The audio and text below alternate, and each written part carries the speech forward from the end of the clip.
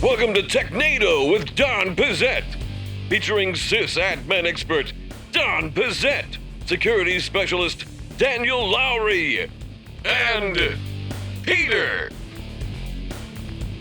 Hello and welcome to Technado with Don Pizzette. I'm your host, Peter Van Rysdam, and I am joined through a series of underwater cables and satellite dishes by Don Pizzette this week. Don, how you doing?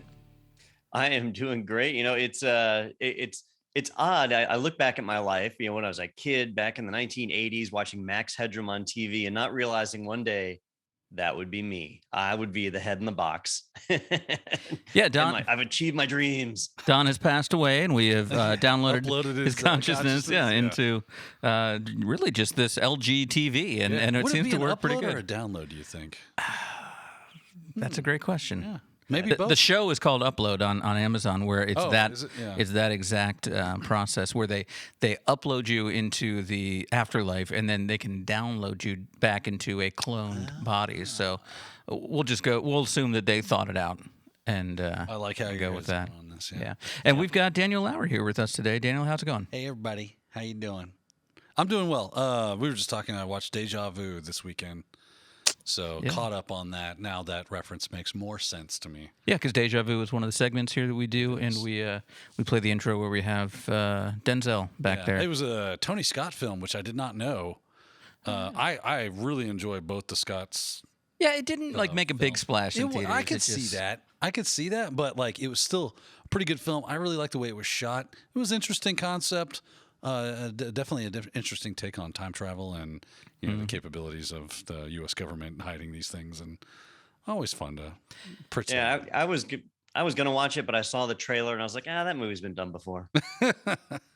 Boom, boom, boom. Boom, boom, boom, boom. All right. Well, we've got a lot of great news. Well, not great news. We've got a lot of news this week. Probably the headline that I was most excited in the history of Technado to see come across my news feed. I'm already calling it for favorite article of the year, but you'll have to wait on that one and see what that is, because we're saving that one for the end. But let's open up with an article that probably came across my news feed, and I just let it go. FreeBSD 13.1 released with UEFI, boot enhancements, and driver improvements. Did I say that right? UEFI, or is it UEFI? Nope. UEFI. That's right. Okay, I never know. We should have told him it was UEFI. That's would have UEFI. been more fun. Yeah. He'd been saying UEFI the whole time. Isn't that like a soccer league or something? Yeah. Hashtag UEFA Cup or something? Yeah. So what's this all about, and how excited are you for this, Don? All right. Well, if you're not familiar with FreeBSD, it's one of the most popular open source Unix variants that's still supported today. Back in the 1970s, 1980s, Unix was controlled by AT&T and Bell Labs, and Berkeley, or University of California at Berkeley, had created their own kind of distribution that was based off a licensed code, which was BSD. It is still supported today and around, although Linux has far surpassed it in terms of popularity. So we hear a lot about Linux. We report on that, usually at least like one article a week, versus FreeBSD that we don't hear a lot out of, but it is still out there, still being supported, and version 13.1 just came out. One thing that's been kind of holding it back a little bit recently has been its hardware support, especially with things like UEFI that require secure boot and signed bootloaders and things that the BSD license doesn't 100% play well with. But in 13.1, they've actually taken some step forwards there. So if you had hardware that FreeBSD wouldn't run on before, check it out again. It may well be there. And this is all kind of a setup for what's coming down the line. We're starting to see vendors making hardware that no longer supports legacy boot, where you've got to have UEFI to boot up, and FreeBSD is now supporting that. Now, if you don't use FreeBSD, you likely benefit from it in some way. There's a lot of other products out there that leverage technologies based upon the BSD kernel and the FreeBSD project. So you'll see those that are out there. OpenBSD, NetBSD, they're still supported as well. But FreeBSD is where you see the most active development. So it's kind of neat to see that one still going around. And if you run on a RISC-V processor, which is kind of becoming the IoT of the future, FreeBSD has some of the best support for that. All right, Don, I want to get you on this because I've been using Linux for, I don't know, probably since 1998. Or so, somewhere around there, and I've been obviously aware of BSD. It's been hanging around the market. What is the difference, and why would you choose one over the other when it comes to Linux versus a BSD distro? All right. So the biggest difference, without like digging into, well, this config file is stored in that folder and that config file is in that folder, because that kind of stuff doesn't really matter. Really, the big difference between any Linux distro, you take your pick, right? So Ubuntu, RHEL, CentOS, Fedora, Mint, Arch, whatever, and compare any of them to FreeBSD, for example. FreeBSD is one product. The kernel, the operating system tools, the GUI, it's all developed together as one operating system. Versus when you look at Linux, all the distros there are things that are cobbled together. So you have the Linux kernel packaged with maybe the GNU tool set, maybe GNOME as a window manager, maybe this, maybe that, all the different pieces they kludge together to build a Linux distro. And it feels like that. When you move from app to app, the config files are stored in different formats, in different places. The way that storage is referenced is different from distro to distro versus FreeBSD, where it's all just very consistent. So when you're looking for a stable, reliable operating system, like if you're responsible for doing full security audits and things, FreeBSD is just a lot easier to work with from that perspective. But because Linux is cobbled together from all these different pieces, you have much wider support. It's easier to add support for a lot of different things. So each one has their place. I don't think necessarily that one is always a substitute for the other. So do we typically see, like, I guess the better question is not that way, but and correct me if I'm wrong, OpenBSD is more of a security focused version of BSD. So are we seeing BSD systems in place in enterprise environments, or is RHEL basically kind of like, the head honcho when it comes to that, and you really don't need that, and it's more esoteric to see a BSD system, or is there a niche for those BSD systems? You do actually see BSD deployed a few places like under the hood. I used to use these Riverbed WAN optimizers that actually ran FreeBSD. I had some Juniper intrusion prevention systems. I think they're actually IDSs. I don't remember if they were IPSs or not. And they ran FreeBSD on them. A lot of Juniper routers are built on top of BSD deep down under the hood. Mac OS really is built off of BSD, not off of like a Linux variant or anything. So BSD is there under the hood in a ton of the products that we use and a ton of the projects that we hear about. But as far as operating systems that we directly interact with, it's pretty rare to see FreeBSD. Cool. So today I learned that the B in BSD is Berkeley. Yes, Berkeley. Didn't know that. Yep. Thought it wasn't that bondage? Oh, geez. I get that wrong again? I don't know where you've been spending your nights. Yeah. Good Yeah, sir. you are like one letter off from ending up in the wrong subreddit. Yes. Yes. Ooh. That's why dyslexia is a very big problem. Yeah, looks like it hurts. Wait, hold on I'm a second. intrigued. Yeah.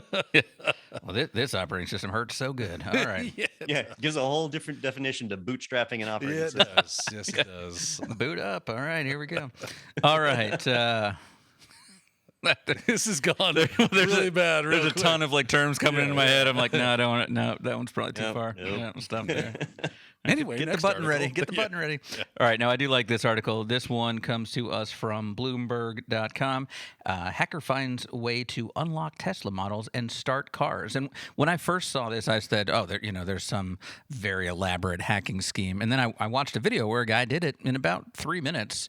And I was like, I could probably do that. It's just it's something that you've complained a lot about, and it is Bluetooth seems to be the big problem here. Now, hold on.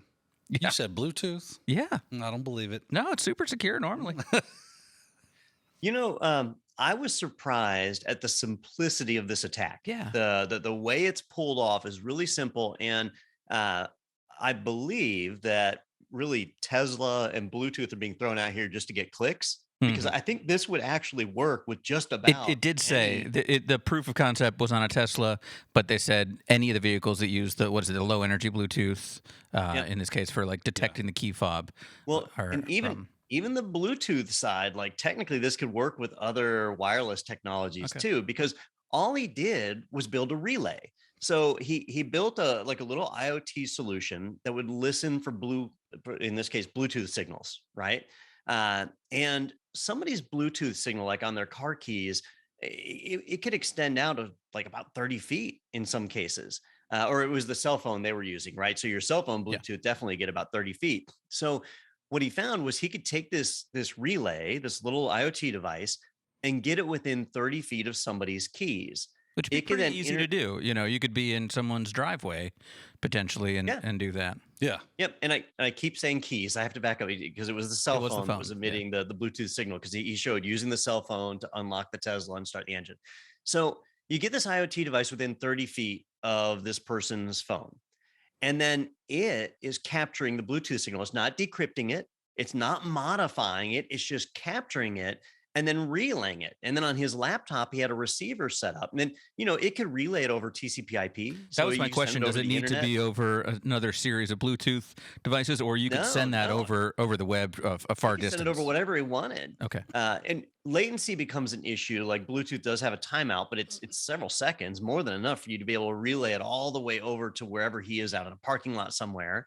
And there he had a transmitter, the other end of the relay, and it would transmit that signal to the car. So the car would say, oh, look, that device is right here. And it didn't say if he's had it set up two-way, but I imagine he would have it set up two-way so the car could talk back to the phone, because you want full authentication. And at that point, he was able to unlock the car, sit down in it, start the engine, and go. So this isn't really a flaw in Bluetooth, and it's not really a flaw in the Tesla car itself. It's just the fact that wireless signals can be relayed without us knowing about it, because they're wireless, right? Once it goes in the air, it's just gone. Now, Don, do you think this will impact the opinions of these big tech companies that we looked at last week when they talked about we should use this for passwords? We don't need passwords anymore. You just got to get your device close enough, and then, it knows you're there, and it'll log you in to things. Do you think this would probably be used in any kind of way like that? Never. Well, there's a lot of kind of conditions that have to be met for this attack to work, right? And for a car, I think it makes sense. Like if I see a Tesla and I see somebody walk up to it and unlock it with their phone, all right, now I know I've got a valid target, right? I can't see somebody walking down the street and saying, oh, you know what? I bet they use Bluetooth to unlock their laptop at home. Not now, but if that becomes the standard, then you would if you know that everybody that uses Gmail, does that. And now I just have to go pick my target and walk on their sidewalk. Yeah, I mean, you would have to know. You'd have to know the person. I think when it comes to, like, if you see me at a Starbucks and you see me tap my phone to my laptop, all right, so now I'm using my phone to authenticate, but you don't know my email address, you don't know what email service I'm using. So you have to figure out that other stuff too. You have to, it could work in a targeted attack. Like if you knew the person. Yeah. If I was like you said, targeted, I'm profiling you. Yeah. You become my intended target for, maybe you're a large, a whale kind of idea. Ouch. Versus the car is just a lot more visible, I think. It's obviously a big item. It's really easy to spot when somebody's going to a Tesla. Well, plus it's a well-known fact that, these cars do this. So you see someone with a Tesla, you go, oh. Yeah, and what's cool? I think. Oh, go ahead. I think that this isn't a huge risk that most people need to panic about, but it is an eye opener. It's remembering that, hey, my wireless signal can be retransmitted, it can be relayed, it can be recorded, and I think we talked about it last week, right? Where Russia was recording tons and tons of encrypted data. They couldn't encrypt it now, but maybe they could encrypt it later. So somebody could be intercepting your Bluetooth signal now, holding the data and waiting for a time where they can decrypt it. And so that's a real challenge we have with wireless devices. And at the time, Daniel, I think you said you keep Bluetooth off on your phone. I do. And so you're like pre-protected from this. Yeah. Yeah, I mean, and in this case, the person was actually, able to start the vehicle and show them driving away. So, we know it can go all the way with that. So what would be the fix here, both short term and long term? Is that short term? It sounds like if you go back to the key fob and not use the phone, but is the key fob still just using Bluetooth? Well, so the key fobs usually don't use Bluetooth. They usually use either NFC or something else, something proprietary, right? Because Bluetooth would require a battery that's constantly getting drained, and most of your key fobs just have like a CR2032 battery in them or something. They wouldn't be able to hold up to that. But also remember the think about what a criminal would do if they steal the Tesla, right? So that they're in there, they got their laptop, they're relaying that signal, and they drive off. Well, the moment they turn off their laptop or the moment they lose internet connectivity, they lose the relay, the car sees the key is gone, and the car shuts down. Does it shut down? In the meantime, mine just beeps. I know. Like if I'm I'd if I go in the store and leave my daughter in the car, while she's listening to the radio or something. She's only 2 months old. She's a teenager. She's like, I'm just going to listen to the radio. Okay, fine. But she says, oh, it beeped the whole time because the key was in your pocket. Yeah. But the car stayed on. Does the Tesla, it's smarter than my car. Well, even if it stays on, it's still fully traceable. The Tesla's phone home constantly. They have their own cell networks and stuff. So it's still not like they can really do anything with the car they just stole. Maybe get it to a chop shop and steal I was about to say catalytic converter, but I guess the Tesla wouldn't have one of those. No, it does not. The battery pack. Those batteries, on the other hand, are pretty expensive, I would assume. Yeah. Right. And I'm trying to think of other things like parts you could steal off of a Tesla, because so much of it's computerized that you can't even do that. You can't. Correct me if I'm wrong. The wheels, Teslas are expensive. Yeah, but as he says, it's phoning home the whole time. So whatever. We just wrap it in tinfoil. It can't get out. That's true. Yeah, drive it into a Faraday cage. That's it. Like Knight Rider. Right. Like into the back of a. Like Michael, Peter breaking out Faraday cage. Yeah, look at me. I've seen Enemy of the State. That's right. Who's the guy in that? Gene Hackman? Gene Hackman. Yeah, Gene Hackman has the whole Faraday cage thing. Anyway, so this is an interesting one to watch, and we'll be curious to see what the reaction is from the vendors, because I'm sure they're going to have to say something about this. By the way, Enemy of the State, yeah, that's a Scott Brothers film. Oh, it's another, okay. Yeah, you can see the same kind They of... got that gritty... That vibe. Yeah, kind of like... It's like the film isn't totally developed. Really enjoy their movies, got to be honest with you. You should check that out, Don. Yeah. All right, let's take a look at our next article from TheVerge.com. Google will start distributing a security-vetted collection of open source software libraries. Popular packages will be made available to Google Cloud customers in Q3 of 2022. Oh, so no one will have access to this because it's just Google Cloud customers. Yeah. What kinds of software are we talking about here? So they say that it'll be made available to Google Cloud customers in Q3 2022, but they've already made it available to the entire world through their GitHub repository. So Google has already begun curating dozens of open source packages. I didn't count how many. It's a lot, at least 100 of these open source packages. And if we were reporting on this even 6 months ago, I probably would have said something like, why do we need Google getting in between us and the original developers of these open source libraries? Like, this is not what open source is all about. I don't need Google intervening. But in the last 6 months, we've seen a number of open source projects poisoned by their creators, right? Where they're taking a political stance. And so they throw garbage code in to corrupt their library, or they want to bring awareness to how many people depend on their library, so they sabotage. This happened 3 times in the last 6 months. And you stack on top of that other high visibility vulnerabilities like Log4j, where it was just a package that didn't have a lot of people maintaining it. So Google's basically stepping in and saying, look, we're going to put our money where our mouth is. We're going to have our top-notch security team audit these open source libraries, and we're going to publish them in a curated form where we haven't necessarily modified them, but we've given them our stamp of approval that says these are safe to use. And after what we've seen in the last 6 months, I look at it and I say, well, honestly, it's as long as they're not modifying the libraries, that's worthwhile. That's like a free security audit for these libraries that normally I would just have to trust. Don, would you say that these hacktivists have been successful? Like they pushed big tech to put their money where their mouth is, come in and actually like contribute to the open source environment, make it more secure, add new things, new features, more security obviously is on the top of their list, because no one wants to get hit with the next Log4j vulnerability. That was such a devastating attack that you couple that with some people going, hey, just quit using our stuff and making billions and not helping. And, no, I'm not saying it was right for them to do it that way, but just, sure, just going along their line of thinking, do you think that they're justified in their mind for what they did now that they did get big tech involved? So I'm going to say no. Okay. First off, I don't think you're justified in sabotaging people's networks. I said in their mind. Right? Qualifier, in their mind.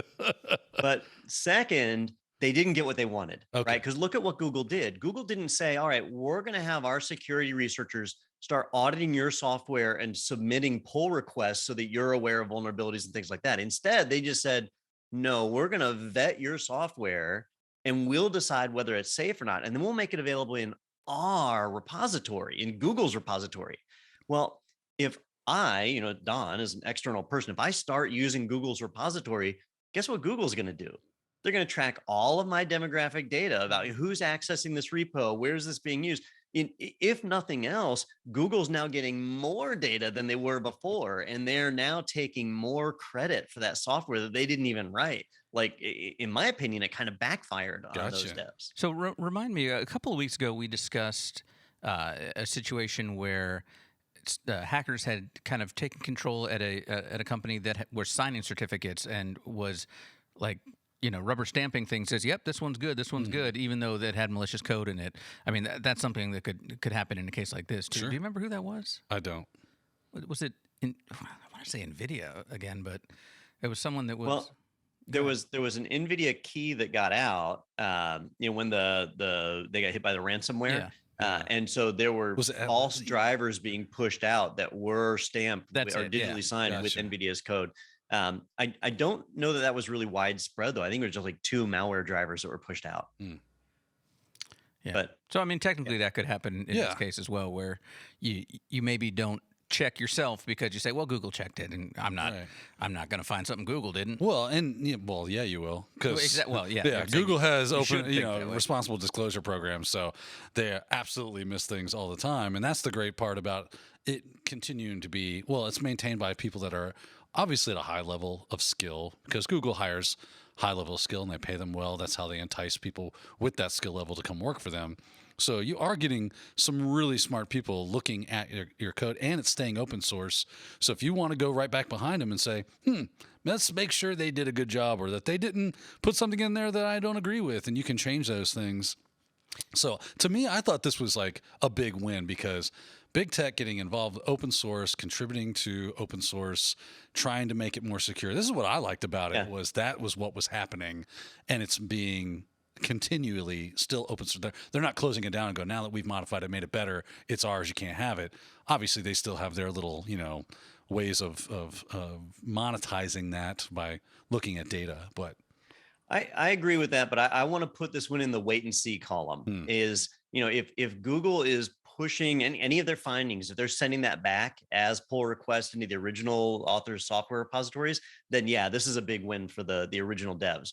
But if Google isn't doing that, if they're leaving it up to those devs to then have to come to Google hat in hand to say, can you please tell us what you found, then it's not a win for those devs, and Google's taking advantage of it. So we'll have to wait and see how that plays out.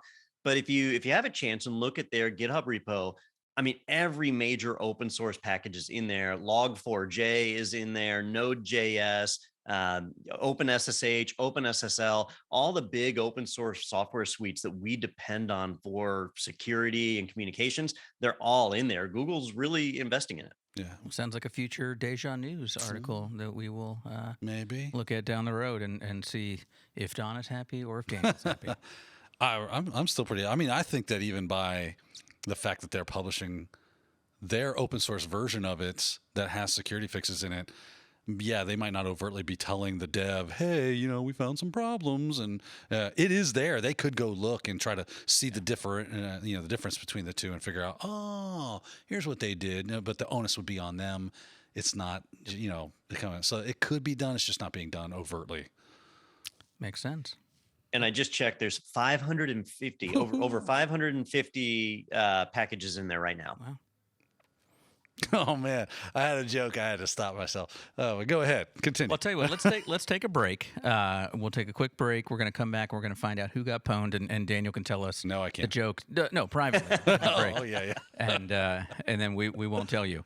So we'll be right back after this quick message on Technado with Don Pizzette. Welcome to IT Pro TV, an e-learning company with thousands of hours of engaging video training for IT professionals, with fresh content added daily. What makes IT Pro TV stand out? It all starts with our edutainers, who create better than classroom experiences for training you look forward to watching. So an edutainer is someone who takes a topic, an educational topic, and makes it more fun, enjoyable. My vision for IT Pro TV was to make the product that I wish I had when I got started. The dashboard is great because you can actually pick up right where you left off. You can also end up seeing new courses that are available to you, and with a membership, you have access to a variety of study tools. Follow along with virtual labs and test your skills with practice tests. And unlike traditional training, you aren't handcuffed to your desk. Sure, you can watch from there or from your couch with Apple TV and Roku apps, or from anywhere with mobile apps. The training is even available for download. If you're ready to watch and learn with the IT pros, check out the flexible membership choices online today at www.itpro.tv. Do you know what's better than being an IT Pro TV member? Being a member for free. Hi, I'm Don Pizzette, co-founder and edutainer here at IT Pro TV. Once you sign up for an IT Pro TV personal membership subscription, you'll automatically be part of our referral program. Then all you have to do is share your personal referral link and code with your friends and colleagues. Every time one signs up, you get money off your subscription. Sign up enough and your membership is free. That's right, access to all your favorite IT training, totally free. Kind of feels like stealing, doesn't it? Check out the link below to learn how to get your code and start sharing today. All right, welcome back to Technado with Don Pizzette. Great joke, Daniel. Great joke. I'm glad you liked it. We'll put that on the internet. You got some tears still around the eyes there. We can put it on 4chan. All right, well, we're going to find out in our next segment here who it was that got pwned. Looks like you're about to get pwned. Fatality. Yeah! It's hard to tell which one of these screens is Don now. Oh, there. No, he's in that one. He moved, yeah. All right, so let's take a look here. This is from Reuters.com. U.S. orders... Nope, that's wrong. Back one. This is from Slashdot. Slashdot.org. Ransomware gang threatens to overthrow Costa Rican government. And normally when we see these a lot where it's a government or a municipality. I feel like that's you could being overthrow hacked. the Costa Rican government if you felt like it. Yeah, but their motive here is not, let's get all the Bitcoin. And I don't know, maybe it's because Bitcoin's kind of crashed now. They're like, you know what, let's just overthrow the government. Yeah, because ain't got nothing this else isn't to do. worth as much. I mean, it's Saturday. It's Saturday, and and like you said, this one seems like we can overthrow it. Yeah. But this is a mess. So why do you think this is obviously like a nation state, and that's why they're doing this in this case? So this one's really interesting. It's a standard ransomware attack, which we've been seeing for years now, right? So plenty of governments, private entities have been hit by these and so on. The timing on this one is what makes it a little bit different than others. So if you don't follow Costa Rican politics, well, that's all that unusual. Yeah. But their president Rodrigo Chavez, he has only been in office for a week. So he just got put into office a week ago, and their systems, and this is not like just one department, but just all throughout the Costa Rican government are being hit with ransomware and encrypted. And he's come out and said, look, we are at war. The quote is, we are at war, and that's not an exaggeration, because basically their entire computer infrastructure is being taken offline. And it appears to be driven by both external attackers and internal forces. That when you have a country, which we don't hear about Costa Rica as like a country in turmoil. We hear of it more as like a vacation spot. Right. But when you hear about these countries where the governments aren't as fully stabilized as some others, that you have an opposition force, and usually you expect protests or maybe a coup attempt.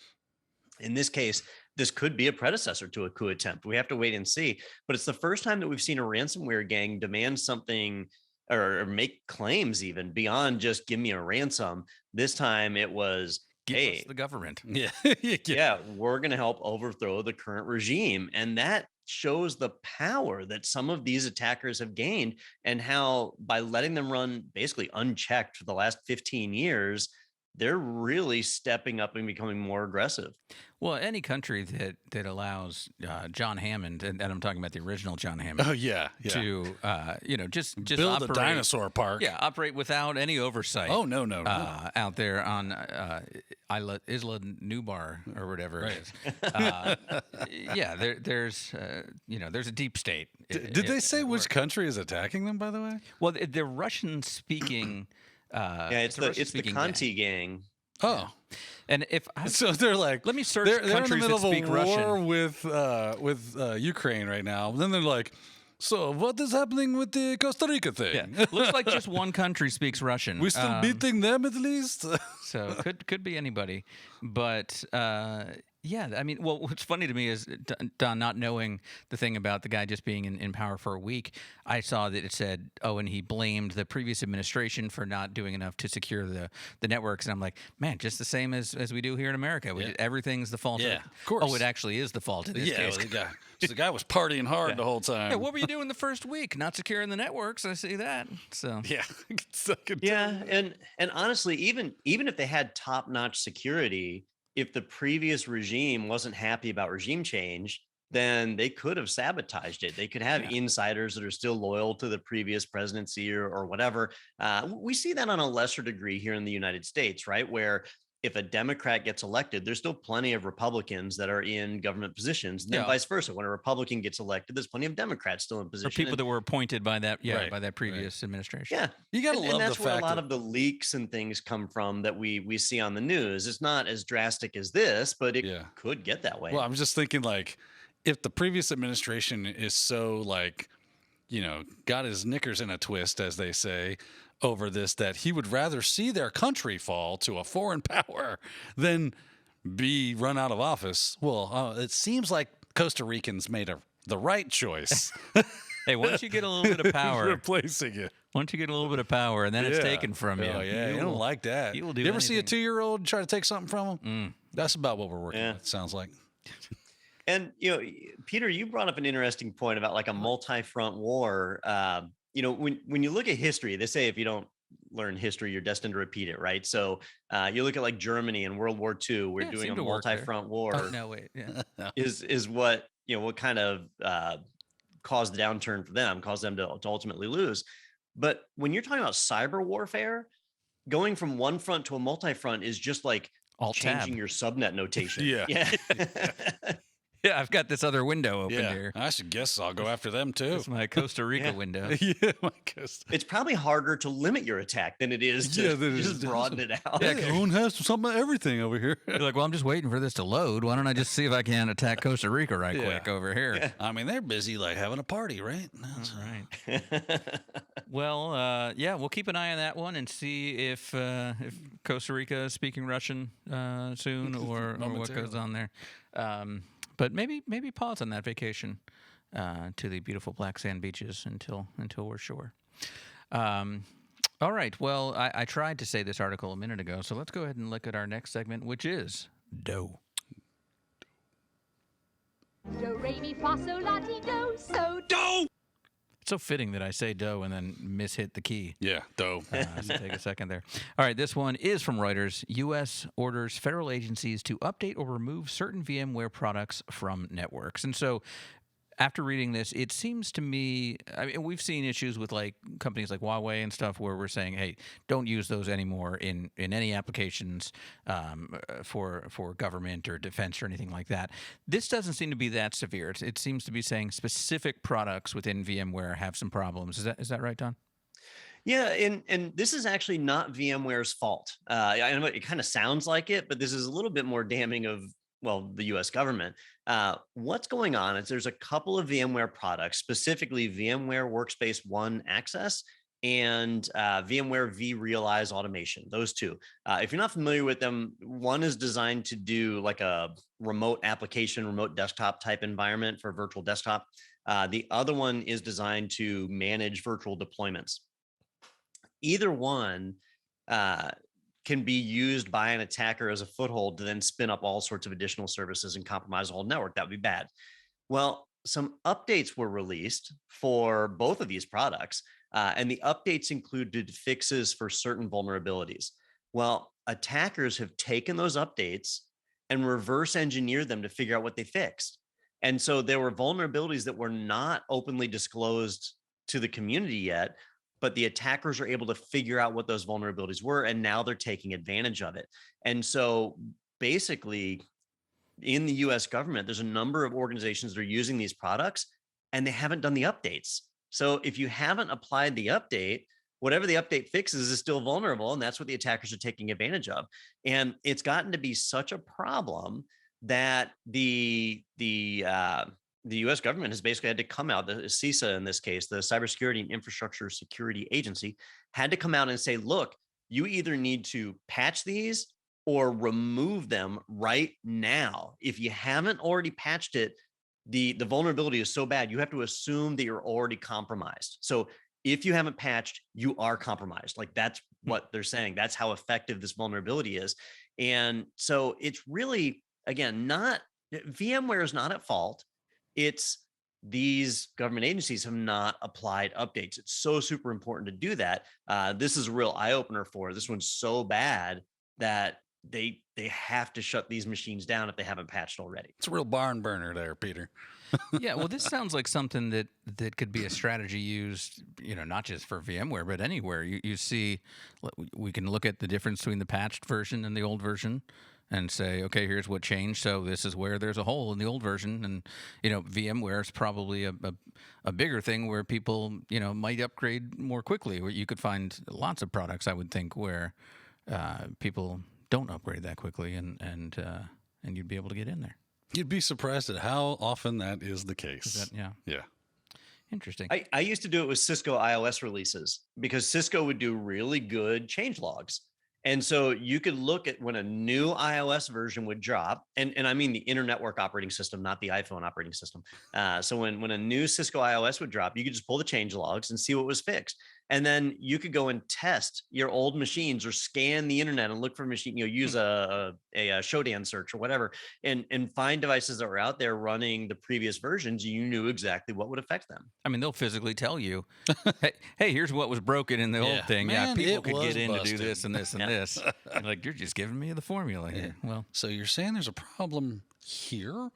It's right around that area. well, that's scary because there's so many organizations that have to wait to upgrade because they've got to make sure compatibility or things take time to roll out. Yeah. We've talked about that. That's true. Before, but then you've got the. Oh, go ahead. Yeah, and when you have a situation like that, so let's say one of our listeners works for one of these agencies and they have one of these highly vulnerable systems, you absolutely cannot expose it to the internet, first off, right? So if you want users to make use of it, you need to have a VPN or some other gate in between the internet and them accessing this resource. But even there, we've seen VPNs getting increasingly compromised, where somebody's credentials get intercepted or reset, and the attacker's able to VPN in. Then they've blown the lid off of that too. So you've really got to do a zero trust infrastructure where people have to VPN in to connect in, and you still don't trust them. They still have to do multi-factor authentication and so on before they can even access the system. And that's just a lot of extra infrastructure that companies and government agencies haven't planned for. I love that Don thinks the director of IT at the Pentagon is like, hold on, I got to watch Technado first because I got to make sure that I'm doing. You never know. Yeah. He very well may. Yeah. Well, then I mean, we're going to have a Costa Rica situation here very soon if that's the case. All right. Well, the moment that I know I've been waiting for, I don't even have a WTF intro since we moved to the new setup here because I had that intro that was so loud and jarring that I wanted to remake it, and we haven't had a WTF, so I had been waiting. But This seems like a WTF moment. this is a WTF moment, but no intro, so we'll just think about it. Yeah. Okay. Visualize. WTF. All right. This one comes to us from Graham Cluley's blog, and Graham was on the show a while back, like episode, I think we looked it up, like 144 or something like that. Good guy, but interesting article today. Bank refuses to pay ransom to hackers, sends D pics instead. I think we've decided we're going to say D. Richard Pics. Yeah. I mean, the photo they use here is an eggplant emoji. And the Bank of Zambia's 20 currency. I don't know what the currency is, but 20 unit. Just pictures of President Nixon. But yeah, so this is an Did you just call their currency a unit? Well, yeah. All right, let me search I that. feel like The this is jokes going to just go write off the themselves for rails, this one. like real quick. Well, why don't you bring us up to speed, Don, on what happened here first? All right. So, this is a story that's been told 100 times, right? A bank gets hit by ransomware. Okay, not we've this heard that particular repeatedly. story. I thought you meant this story has been told 100 times. Like, really? I've not heard this. Nope. We're nope. just So now this getting on one's this, Charlie? different. Yeah. So normally the way this story ends is the the bank secretly through some backdoor pays the ransom and gets their machines, or they file a massive cyber insurance claim or whatever. But in this case, whoever is running the Bank of Zambia's IT department was set up. They had backups. They had backups that they had tested. They knew they worked. And so when they got hit by ransomware, they were actually able to contain it. So it didn't hit every machine in their system. It did hit several. It disrupted their customer experience. So they had to send a letter out to their customers saying, hey, there was a security incident. Systems were affected. They've been fully restored at this point. So they were able to restore from their backups. What's neat, though, is because they were safe, because they had taken the time to protect their data and were able to recover from it, instead of having to negotiate with the attackers, they were able to send a letter accompanied by a picture, and the picture was of said phallus, and it basically just said, I wonder if it was theirs, like his own. Oh, was it? No, I wonder if like they just searched the internet, or he's like, hold on, got to run to the restroom. It was that Jeff Bezos rocket ship. Yeah. I hadn't even thought of that. Yeah, who's are we sending here? Yeah. Boy, that would add a whole new level. It really would. It wasn't just some rando. It was my own, like, here's the exact thing. This particular one, yeah, you're encouraged to do things with. Yeah. So, I've worked with a number of people, or I've had people reach out to me where they had been hit by ransomware and trying to figure out what to do, just feeling helpless, vulnerable, like they had to negotiate to get their data back, really bad situations. It's nice to see at least one time where, they did get hit, but ultimately they were able to just kind of end the deal on their own terms, right? And just tell the what were those terms? Tell the attackers to F off, and that's that. Yeah. Now, how do you know, or is there a way to know that the data wasn't exfiltrated, where you have to worry about, I need to not piss these guys off? Sure. So you don't know if the data has been exfiltrated in most cases, right? Because the system's been encrypted. It's not like you can check log files and things like that. But the reality is, what we've seen time and time again is, once they have that data, they're going to disclose it no matter what. It doesn't matter whether you pay them, whether you're nice to them, whether you're mean to them, they're going to sell it on the dark web. It's just another monetization stream for them, right? So you might as well really zip up down and take a picture and send it to them then, huh? Yeah. I mean, Daniel, can you think of a way, like, if you're hit by ransomware, how can you know for sure that your data hasn't been exfiltrated? I mean, that would be ultra difficult. Let's just say it's possible. That would not be the easiest thing in the world to accomplish. So you just kind of start weighing the, is this worth trying to do? Or do we just assume that that's been happening and go about our merry way and send these people a picture and let them know what we think of them and move along. Now, Don, as you said, you worked at a bank. Let's say, this is the response everyone wants to do, of course. Let's say this had happened at the bank you worked at, and you or your manager had responded in this fashion. They'd be fired, right, here in America? Yes. Oh, yes. Absolutely. Yeah, just absolutely. Transmitting a picture like that from a company email address, absolutely, you'd be fired. Yeah, 100%. which is unfortunate, because we should be allowed to do this. What would be funny is if the person that wanted to do that go, well, guess who has the backups? Now who's the ransomer? Oh, yeah. Ha, ha, ha, ha, ha. Let me check LinkedIn to see if this guy is still working there. And if not, I want to get this guy in my network. Oh, here he is. He's the Director of Information Communications Technology at the Bank of Zambia. I'm a third connection to him. Really? Yeah. Look at you. Let's see. Might want to reach out and say, hey, it's like 6 I like the cut of your jib, sir. People are congratulating him. What on this? Oh, no, a month ago. Okay. Well, congratulations, too, on that. But and congratulations to your wife, apparently. Yeah. Did she do something interesting? Well, I mean, we've all seen now what. Oh, yeah. Good for her. Wow. All right. Yeah. Huh. Well, Seems to still be working there. For many people in this situation, this will not be an option. And there is that risk of data being exfiltrated. I'm running through in my head ways that you could possibly detect it. And I was thinking several years ago, I think it was actually like 8 years ago, LastPass had an incident. I don't know if you guys remember this one, where they did an announcement to all of their customers and they said, we're asking you all to change your master passwords and that'll re-encrypt your vault. And the reason they did it is they said, last night, we noticed a spike in network activity on our WAN connection that we cannot attribute to a user. And so they said, we don't know what data was sent. We don't have any evidence of an attacker being on our network. In fact, the only thing we see is this increase in bandwidth consumption. And so we're going to go with the extra step, the assumption that a compromise happened that we just can't figure out.